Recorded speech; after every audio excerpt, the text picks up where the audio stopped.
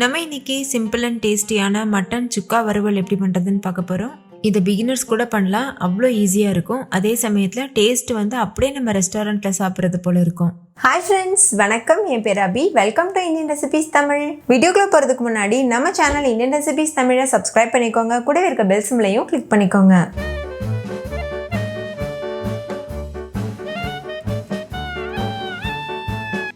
First இந்த recipe பண்ணுறதுக்கு ஒரு குக்கரில் 3/4 கிலோ அளவுக்கு மட்டன் எடுத்துக்கோங்க. போன்லெஸ் மட்டன் யூஸ் பண்ணிங்கன்னா ரொம்பவே நல்லது. இந்த மாதிரி மீடியம் சைஸ் பீசஸில் கட் பண்ணி வாங்கிக்கோங்க. நல்லா க்ளீன் பண்ணிவிட்டு இது போல் குக்கரில் சேர்த்துக்கோங்க. இப்போ இது கூட 1 கப் அளவுக்கு சின்ன வெங்காயம் சேர்த்துக்கோங்க. இது ஒரு 200 கிராம் அளவு இருக்கும். இது கூடவே ஒரு சின்ன சைஸ் அளவு தக்காளியை கட் பண்ணி சேர்த்துக்கோங்க. கூடவே 1 டேபிள் ஸ்பூன் மிளகாத்தூள், 1 டேபிள் ஸ்பூன் மல்லித்தூள், தேவையான அளவு உப்பு, 1 டேபிள் ஸ்பூன் அளவுக்கு இஞ்சி பூண்டு விழுது. இஞ்சி பூண்டு நான் எப்படி செஞ்சுருக்கேன்னா, ஒரு கைப்பிடி அளவு பூண்டு, ஒரு சின்ன துண்டு இஞ்சி, 1 டீஸ்பூன் அளவுக்கு மிளகு, 1 டீஸ்பூன் சீரகம், இதெல்லாம் சேர்த்து ஃப்ரெஷ்ஷாக இடிச்சிட்டு சேர்த்துருக்கேன். அடுத்து இது கூடவே 2 டேபிள் ஸ்பூன் தயிர் சேர்த்துக்கோங்க. இது எல்லாத்தையும் நல்லா மிக்ஸ் பண்ணிடுங்க. தயிர் எதுக்கு சேர்க்குறோன்னா, மட்டன் நல்லா சாஃப்டாக குக் ஆகிட்டு வரும், அதுக்காக தான் சேர்த்துருக்கோம். இப்போ இது முங்குறது அளவுக்கு தண்ணி சேர்த்துக்கோங்க. நீங்கள் மட்டனை வந்து ஊற வைக்கணும்லாம் அவசியம் கிடையாது, அப்படியே வந்து ரெடி பண்ண ஆரம்பிச்சிடலாம். நம்ம சேர்க்குற தயிர் வந்து ரொம்ப ஃப்ரெஷ்ஷான தயிராக இருக்கணும். புளிச்ச தயிர் மட்டும் சேர்த்துடக்கூடாது, அப்போ டேஸ்ட்டே வந்து வேறு மாதிரி ஆயிரும். இப்போ குக்கர் மூடி போட்டு மூடிட்டு ஹை ஃப்ளேமில் வச்சு 5 விசில் வச்சு எடுத்துக்கோங்க.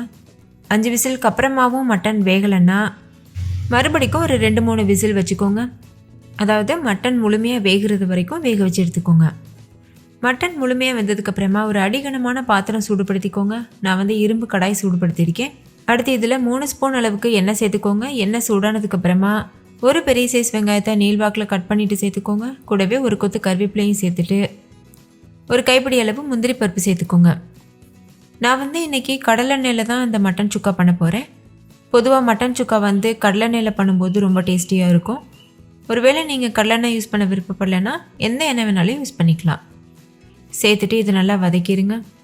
இது கூடவே கொஞ்சமாக கொத்தமல்லி இலை போட்டுட்டு நல்லா வதக்கிக்கோங்க.